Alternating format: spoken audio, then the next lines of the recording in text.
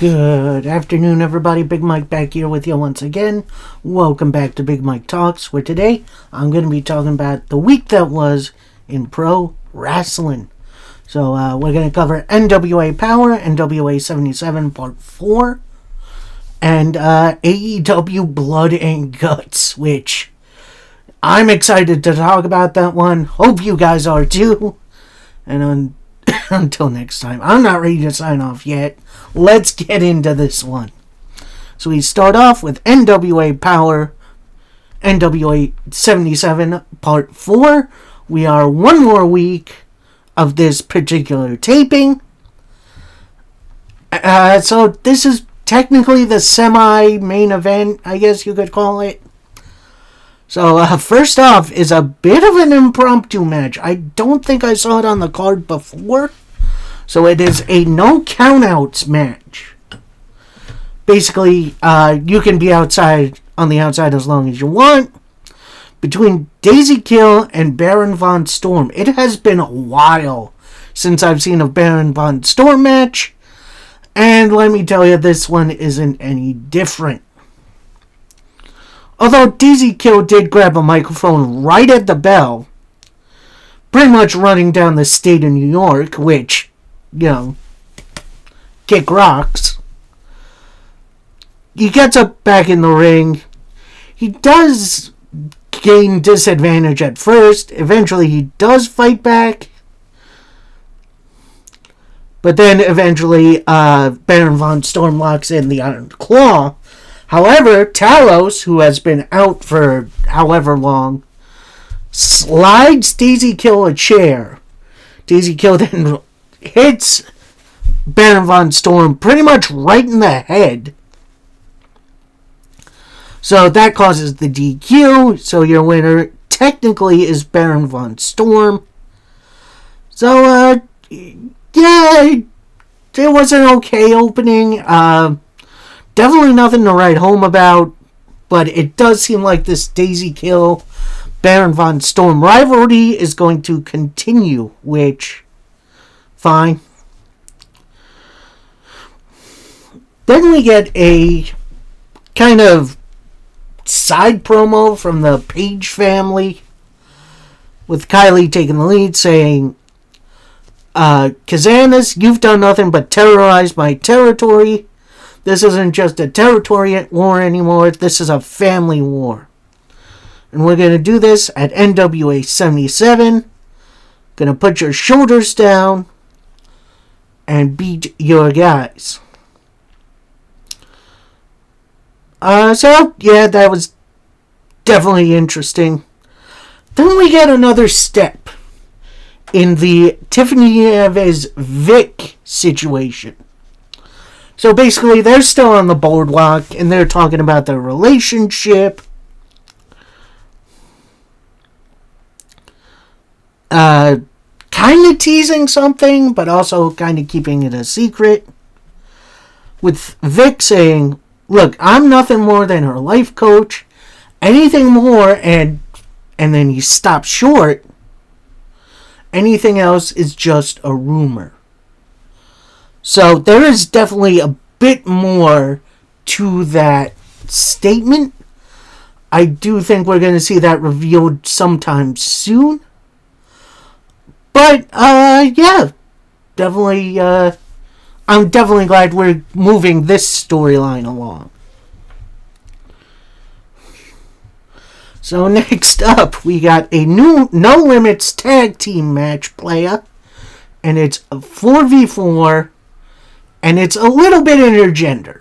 I'll tell you. We got Team JCP taking on Team KFW. So Team JCP is Casey and AJ Kazana. Bullet Bronson, which is a great name. And, who's the other one?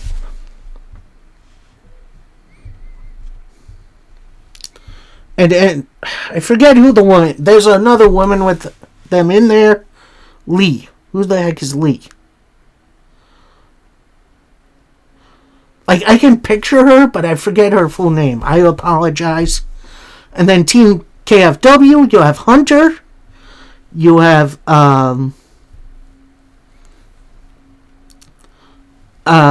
Franks, who was Team JCP until he betrayed them. Kylie Page and Kylie's dad, I think. And so, yeah, this started off nice and with Team JCP leading the way, taking advantage. Then Joe Kazana goes under the ring, grabs a bunch of kendo sticks. That starts a big brawl on the outside.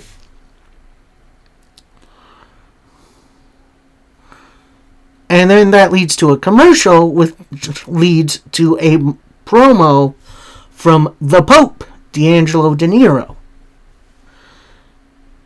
where he's saying, Mims, you've become nothing but full of yourself. This isn't the Mims I'm used to. You seem to forget who got you here in the NWA. I'm going to make it clear I'm not done with Mims by a long shot. While you're no longer the champion, Mims, you can be replaced at any time, and I'm not done with you.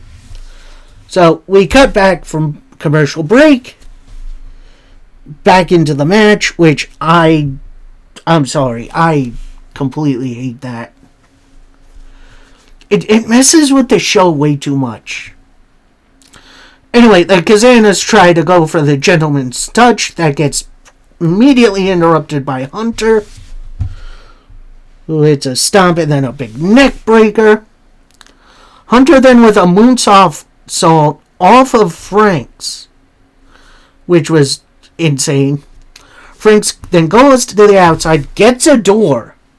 He and Hunter set it up on a couple of chairs. He goes for a Rana, that gets caught by AJ, who then power bombs him off the apron through the door, which is nutso. So then we get Kylie trying to wear Casey down with a sleeper, but Joe Kazana comes in, rips Kylie off of KC, and then he just eats a couple of back fits, a drop kick, and a big splash. Meanwhile, AJ gets in, trades some chops, gets the big boot, hits the gentleman's touch with KC to pick up the win for his team. So, yeah, that was definitely a very interesting little matchup. I would have liked to have seen a little bit more plunder from this match, but I thought that was fine. That was a nice little plunder match, kind of right in the middle of the show. And next up, we go back to the boardwalk, this time with Mike Mondo and Aaron Stevens. With Stevens pretty much motivating Mike Mondo to be better. Saying this area is all about the movers and shakers. We got Slade here. He's a future junior heavyweight champion. Slimeballs, what I know of them, they can be future tag team champions. We don't know. We don't just think. We know what we want to do. It's why you're national champion. And why you could be our next television champion. So Mondo finally chimes in. I forget who he's talking about, saying, you claim to be the champion. I need you to help us. It's all about dominance. So, yeah, that was a very interesting promo. It does seem like Stevens is moving away from BFT, and now focusing on building a crew, which it looks like it's maybe Carson Drake, the Slimeballs, Slade, and Mike Mondo, which is quite a combination. Then we see Lockjaw Drake and Carson Drake in the back, with Carson saying, "Look, it's not your best start. I thought you'd honestly win that Battle Royal last week, but I'll promise I'll get you to the next level by becoming your manager and make you the second best Drake in the company." So Lockjaw just takes a look behind him and walks off, while Carson does his little laugh. So, it looks like the Drake boys are going... Either they're going to be a tag team, or it's going to be a manager, mentor-mentee situation, which, either way, could be a lot of fun. And then we get to our main event of this point of NWA 77, and it's for the NWA Women's title, as Natalia Markova challenges Kenzie Page. And this was an absolute war. I think this tops every match they've ever had. Really, really good back and forth. And then after Kenzie Page hits a powerbomb on the apron, that's when we go to commercial again to a Tom Latimer promo, which... NWA, I cannot tell you how much I dislike this format. Switch it up. Anyway, Latimer says, "I hear what Thrillbilly had to say last week, and I don't care. It's clear he wants to get under my skin, but it's not going to work, because I'm still going to be your NWA World Champion." So then we cut from that, we go backstage to a promo from the Immortals, saying, "We're back here in the NWA after winning the Crockett Cup. And look who's on this cup. Knox and Murdoch. The Immortals here have fulfilled one of their massive dreams. But now we're coming for number 2, those tag team titles." So, that's definitely going to be a fun little matchup. Then we get back from commercial break to the rest of the match, which Markova, they throw everything at each other, including cutters, package pile drivers, jazz stingers, which haven't seen that in a while. Then after a whiffed beautiful destruction, Kenzie with a cutter, only for a 2 count. Markova then with a beautiful destruction, only getting a 2. Kenzie with a roll-up for a 2. And Markova with 3 beautiful destruction kicks in a row. Finished up with a DDT. Your winner and the new NWA Women's Champion, Natalia Markova. She finally put it away and won the big one. I gotta tell you, that match was awesome. If you have a couple minutes to watch this, I cannot recommend it enough. It was a dang good wrestling match that I think you would all love to see. So that was NWA Power, Part 4 of NWA 77, coming this week. It's the final part. And, we got some big stuff coming up. Can't wait to see that. And then we finish up the week with AEW Blood and Guts. Now, I'll tell you the rules of Blood and Guts.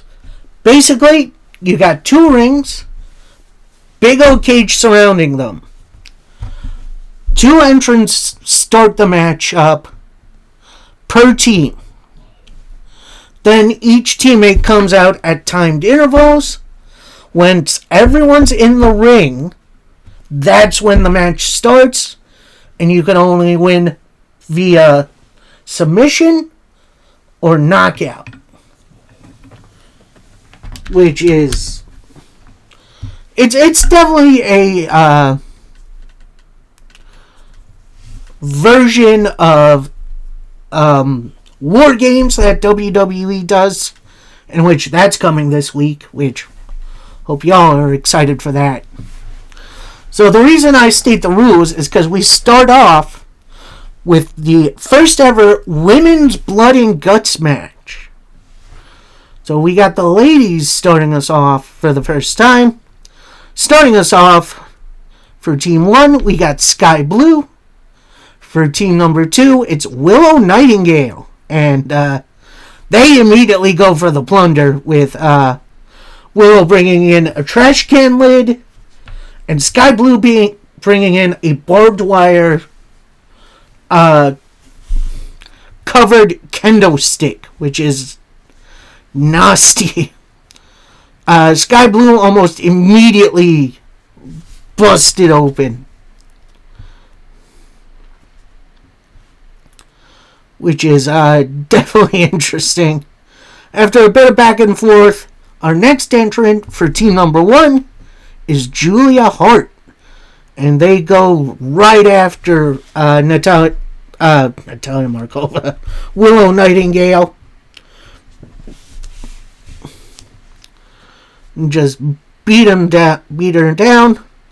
Next person in, it's Harley Cameron, which I am so happy to see her. She brings in the chair, just starts swinging for the fences. Sky Blue with a sling blade to counter it, which that was wild. Eventually, Harley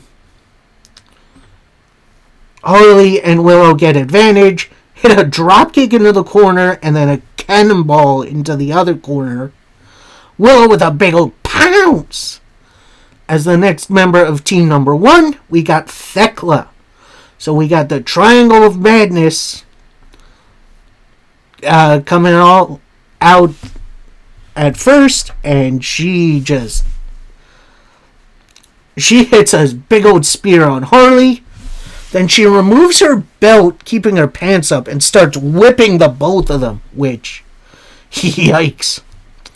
Next person in for team number 2, it's Harley Cameron, and she goes wild with the trash can lid.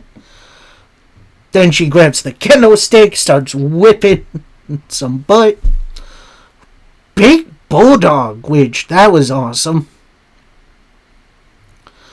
Next person in for team number 1, it's Megan Bayne, and she just dominates everybody, including a big old world's strongest slam to Jamie Hayter. And then they just start beating down on everybody. Next person in for team number 2, it's the AEW Women's Champion, Chris Statlander. Immediately grabs the kendo stick and just starts going to town. For whatever reason, it looked like Penelope Ford was going to get involved as she came out with Megan Bayne. But Queen Aminata backs her off. Both were initially booked to be in this match, but they both got injured.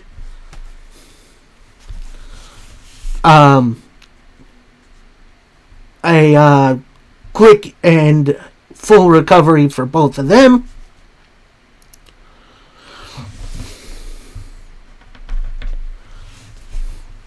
So then we get a quick moment of Willow Nightingale and Chris Statlander just kind of staring at each other in the ring. Chris Statlander then extends her hand. Looks like she says, "I'm sorry for what I did to you." And Willow just kind of looks around confused for a minute. Then they both get beaten down by the Triangle of Madness, including a powerbomb cross-body combination, as the next member of team number 1 enters, and it's Mercedes Moné. If you don't remember her, that is the former Sasha Banks. And of course she comes out with all her belts.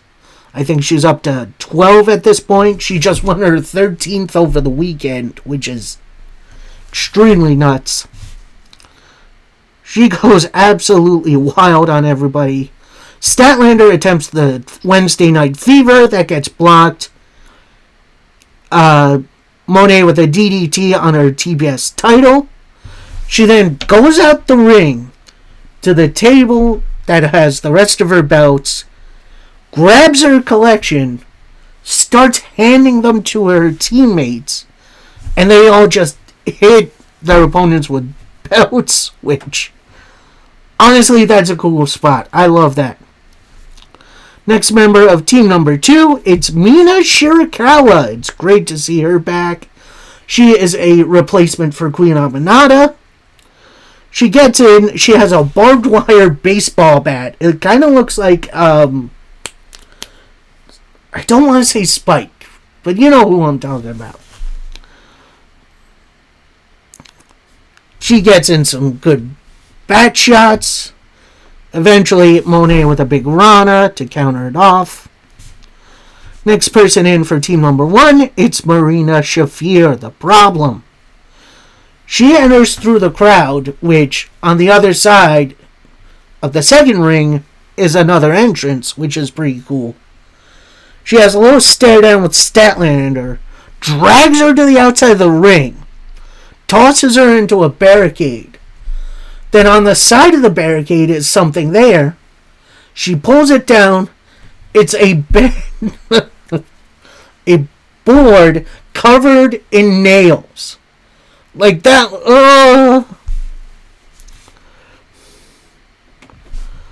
Shafir tries for a suplex. That gets blocked.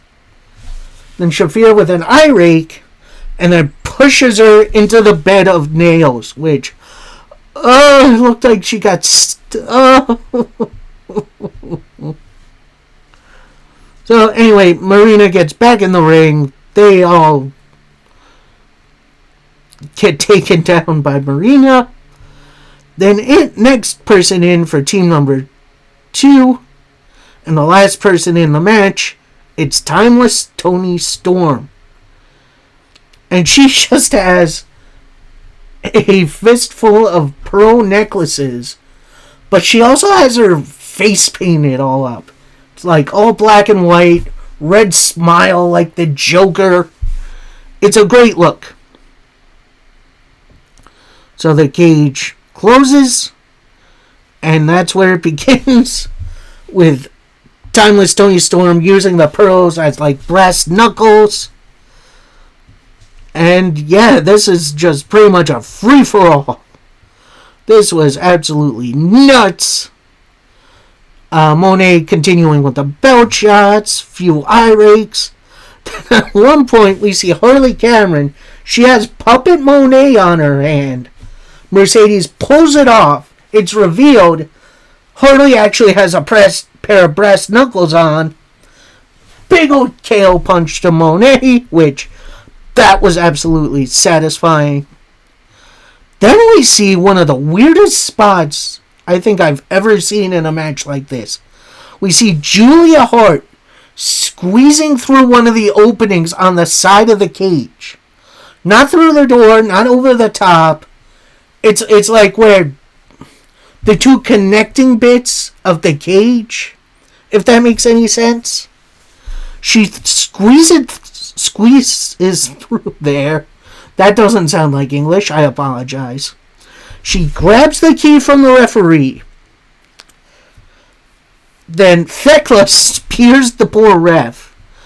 They open up the cage and pull Jamie Hayter, Harley Cameron, and Chris Statlander out of the ring. Thekla with a spear to everybody. Then Sky Blue with a door shot to one of them as well. And then everybody's in the ring. Door closes. Monet then goes to climb out, but Chris Statlander grabs her leg, hits a Samoan drop through the table where all her titles were. Then at some point, Timeless Toni Storm takes off her shoe and just starts using that as a weapon. Then someone had a baggie of something, dumps broken glass onto the mat, hits a DDT onto it. Then Tony grabs a full-blown mirror. I have no idea where this came from. Set it in front of Marina. She was going for either a hip attack or a drop kick. Marina gets up, throws the mirror into Toni Storm's face. Which, that was absolutely nuts. Marina Shafir gets back up, hits a few bat shots, goes for a figure four with the bat involved, which, that was nutty looking. Shafir breaks it up, locks Shafir into a version of the triangle choke. Meanwhile, Monet and I believe Megan Bayne start whipping her with Monet's belts.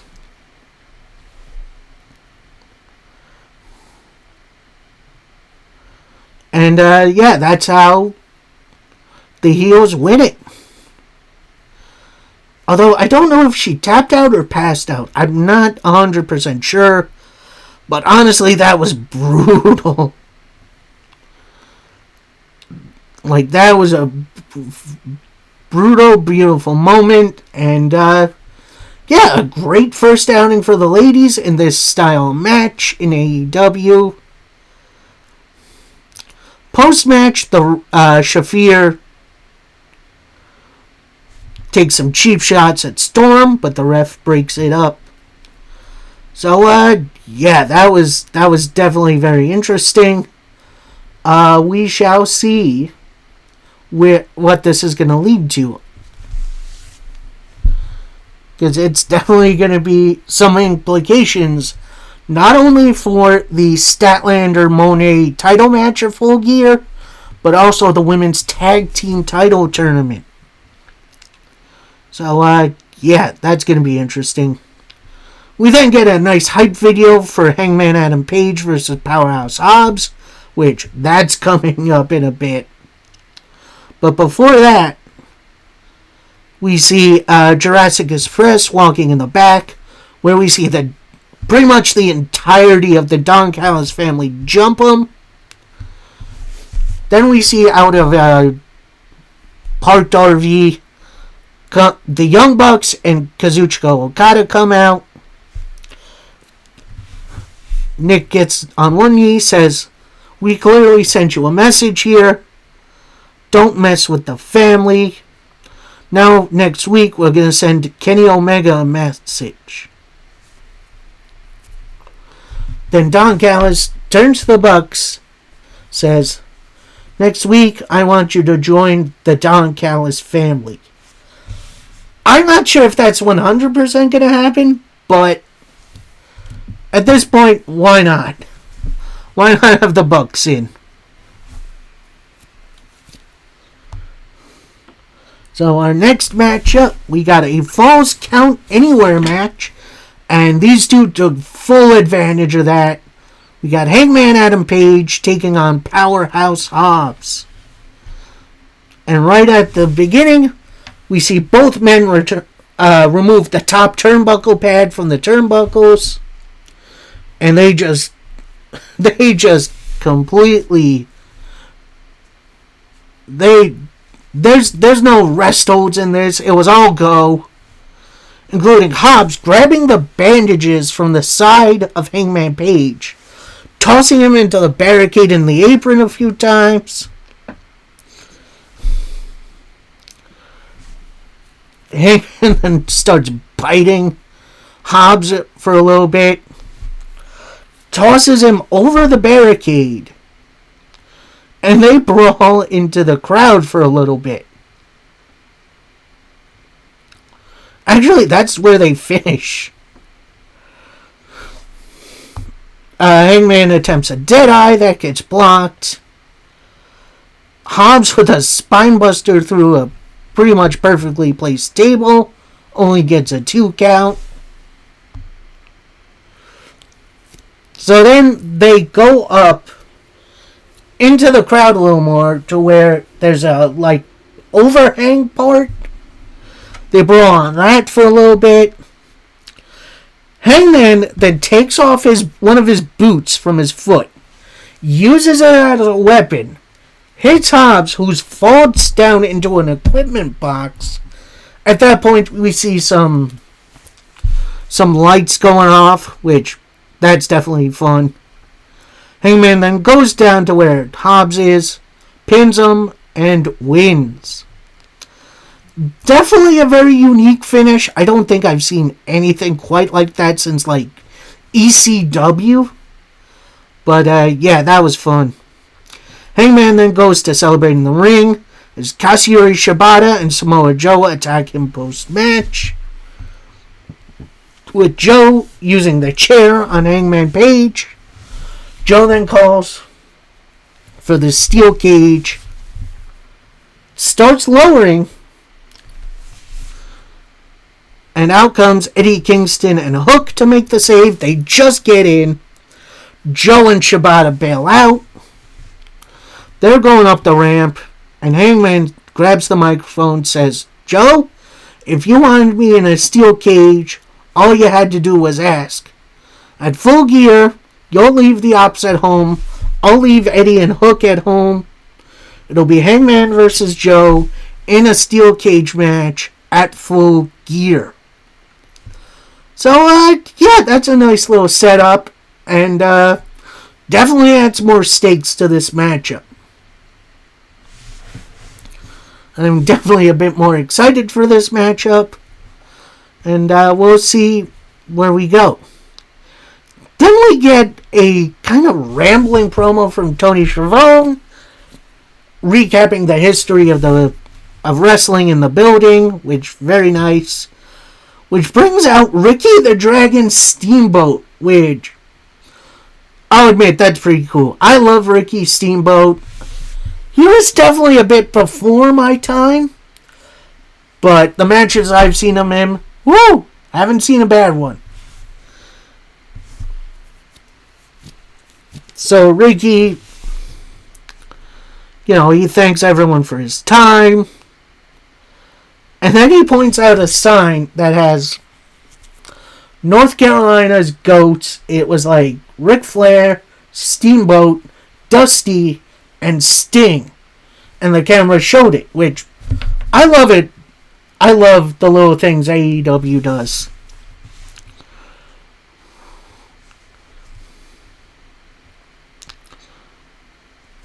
He was going to tell a story about him and Ric Flair back in the day. But who interrupts? It's FTR. So they get in the ring. They're a little bit more casual with Ricky Steamboat. So Dax steps up, says, "This man had a really big hand in starting my career.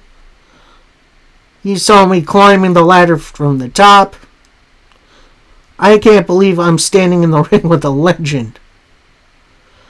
This is actually Stokely. And then he says, "Yo, where's Hulk Hogan at?" Stokely continues, "FTR is clearly the best team in wrestling today. Let me introduce myself. My name is Stokely Hathaway, and you are synonymous with pro wrestling history. But next Saturday at Full Gear, FTR make their own history and become 3-time AEW champions." Oh no, it wasn't Hulk Hogan, it was Macho Man's number, which, ooh, that's definitely a shot and a half. So Ricky picks up the mic again and says, "Look, I know these guys better than anyone. I picked them to be in my retirement match." So then Dax takes the microphone and says, "If anyone makes him look as good as we did, and while I did learn so much for you, you took me under your wing, but you haven't said one intelligent thing since I've known you." So Steamboat retaliates, "It's clear your attitude has gone to shit. Kid, it doesn't matter how much you make." This is actually Dax again, saying, "You did give me some really good advice. Kid, it doesn't matter how much you make. You save your money. If you've taken your own advice, you wouldn't have to be here tonight. You and Rick didn't need to be here tonight. We've become bigger legends than you ever were. So Dax and Ricky kind of get in each other's face. Ricky pushes Dax for a minute. Dax picks out the microphone again. That's it. Get out of my ring. I'm going back a few. I'd say this is Ricky Steamboat now. Going back a few years, I'd say kick my ass. But sometimes discretion is the point of valor. I'm going to be the smarter man today. He goes to leave. Then FTR grab him and just start beating the heck out of him. They were set up for the pile driver, in which, dude, no, don't do this. Then Brodito make the save, and yeah, that was quite the save. With Bandito hitting Cash with the 21 plex. And then a KO punch, which was very weird. Brody King looking to power slam Stokely out of his boots, but FTR grab him, drag him out of the ring. It looked like FTR was about to get back in the ring, but Bandito hit a big old double drop kick. So, I'm going to say this. This might sound a little disrespectful. I didn't like this segment as much. For one, from what I've seen online, Ric Flair was meant to be in this segment, but he got cut for whatever reason. I don't think I ever saw a reason. But then, I don't know, this felt way too rambly and just... I know they're trying to fold Ricky Steamboat into this story. It didn't really work. Unless he's going to be at Full Gear to counter Stokely, there was really no reason for him to be here. Other than that, I like a good pull-apart brawl. But all in all, it just felt very unnecessary. It felt like a time waster until we can get to the next match. And our main event. That's right, only 3 matches for Blood and Guts, but we got the men's Blood and Guts match. So starting us off for team number 1, we got Darby Allin. Starting us off for the Death Riders, it's Wheeler Yuta. Yuta looks like he's about to bail. Then he hits a drop kick. Darby follows him with a big dive. Tosses him into the cage and the barricade on the outside. Yuta then enters the cage. Gets in a door shot on Darby. Then Yuta collects Darby. Gets him in the ring. Door closes. And we are off to the races. Including Darby with a coffin drop into a code red. He picks up his skateboard, which has thumbtacks underneath it. Right in the back.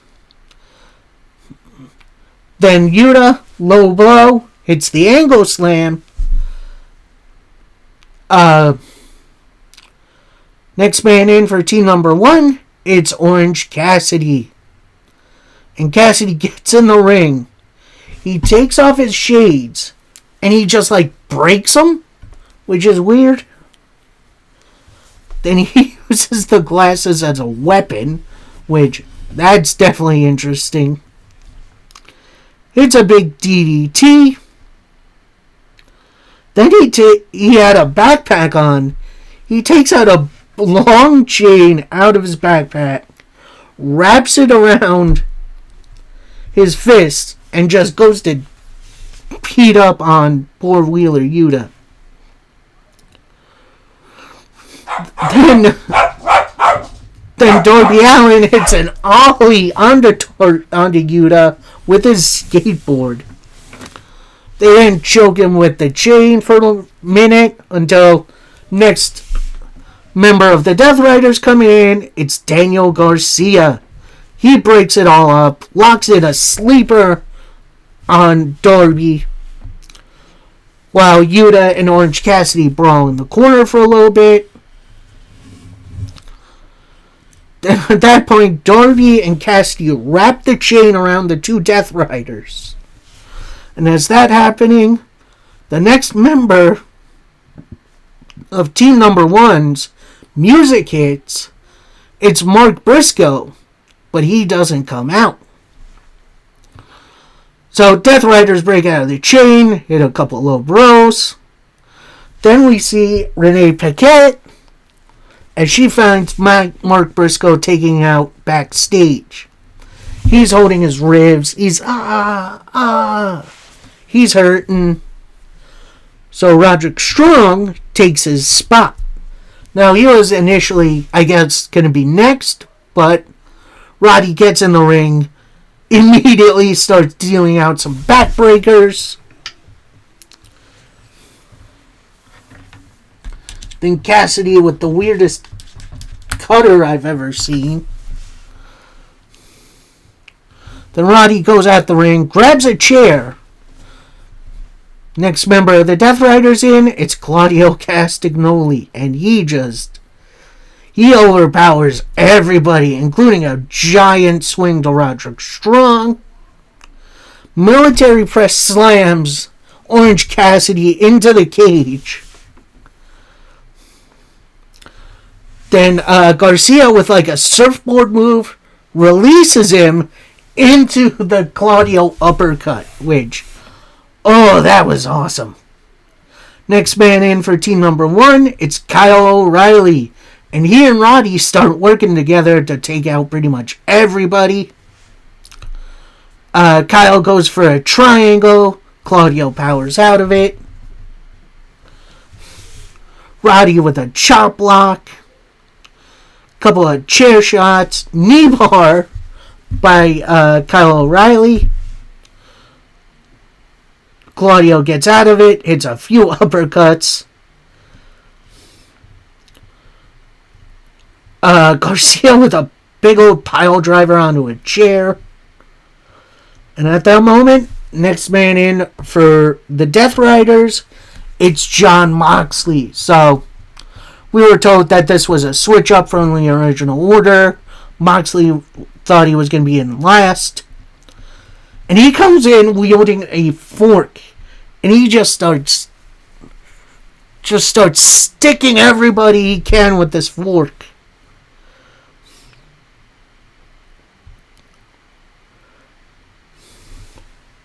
So Mox gets out of the ring, grabs some more weapons. We have the countdown timer going.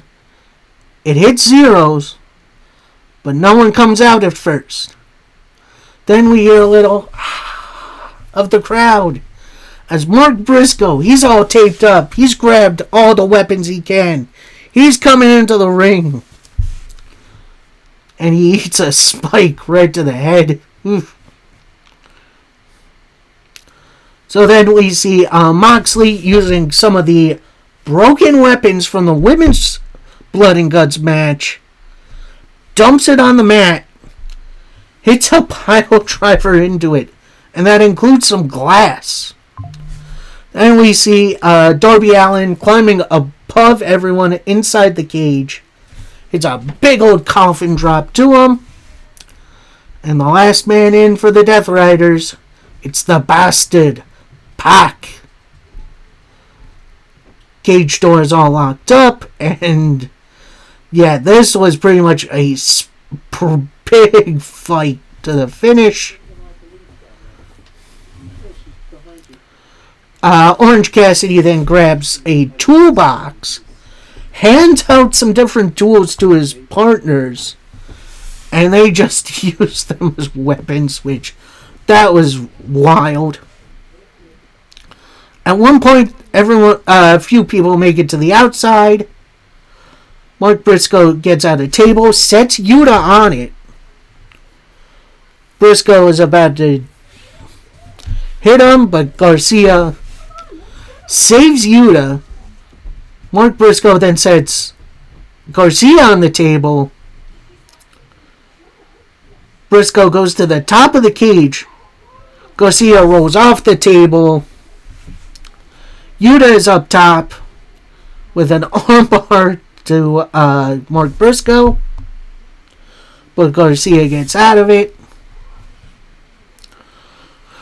Briscoe then ties some chairs up, lowers it to the ground, in which Kyle O'Reilly takes it, and they just start using the chairs below. Yuta goes for a J Driller. That gets blocked. Low blow by Mark Briscoe. Chair shot. Goes for a J Driller himself. That gets blocked. Yuta with a low blow. But Mark Briscoe powers through it. Hits a J Driller himself. Doesn't go for a pin because or submission. That has to happen in the ring.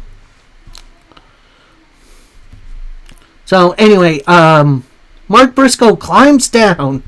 He hits a fork attack from I want to say it was Claudio. It could have been someone else. Darby Allin tosses Claudio into the barricade. Then all of a sudden, a hooded superstar attacks Darby Allin. It's revealed to be Gabe Kidd. If you don't remember, the last time we saw Gabe Kidd, he was being dragged around in a body bag by Darby Allin. So this is a nice little payback. So Darby and Gabe Kidd fight up to the ramp. At that point, Moxley is using a staple gun to staple Orange Cassidy's hands in his pockets, which, that is honestly brilliant. Then Moxley uses his own belt to choke him out a little. Then we see Pac. He has Darby Allin up top on the entrance tunnel. Well, Gabe Kidd goes in the back for a second, brings out lighter fluid and a book of matches. He lights, spreads out the lighter fluid, sets the table on fire, and then Pac just tosses Darby Allin from the top of the entranceway through the flaming table, which that was absolutely nuts. So then, get back in the ring. Moxley hits a paradigm shift, locks in the Bulldog choke with a chain. His opponent goes out, sets up his opponent with a hardcore necktie. That's a chair around his neck. But Cassidy moves out of the way, gets in the way. Hits a couple of knee strikes to everyone around. Briscoe with a suplex to the table on the outside. Cassidy with an orange punch. And a suplex into a table, not through it. Another orange punch. A powerbomb through the table. Goes for one more orange punch. That gets caught. Big kick from Yuta, who then Cassidy kind of falls for a second, comes back with another orange punch, and then one more to Jon Moxley, who then Kyle O'Reilly locks in the ankle lock. Cassidy then spears Claudio through the table. Moxley gets out of it, looks for the Bulldog choke.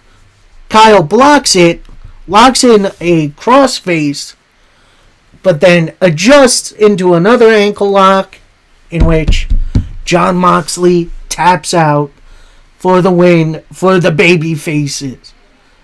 And I know there's some people online who are saying, oh, why was Darby taken out? Why? It doesn't make any sense. Yes, it freaking does. Because Gabe Kidd clearly had a part in this story because he was taken out by Darby like months ago. So this is kind of long-term storytelling. And Kyle O'Reilly getting the win makes even more sense because the last few matches he and Moxley have had have gone to non-contest. So this, Kyle O'Reilly getting a big win over Moxley, I'm here for it. And honestly, I hope this leads to a big title win for Kyle. Because honestly, he deserves it. So, yeah, that'll do it for me. I hope you all had a great time. Tomorrow, we got the last part of NWA 77. We got the go-home show to AEW Dynamite, which is a 3-hour Dynamite / Collision special. Then on Thursday, it's something very interesting. We are getting MLW's Don Gato special. I don't even know what to call it. It's going to be fascinating. I can't wait to see that. Then on Saturday, we got our Full Gear, which that should be a whole lot of fun. Can't wait to check it out with all y'all. Till next time, happy wrestling, everybody. Peace.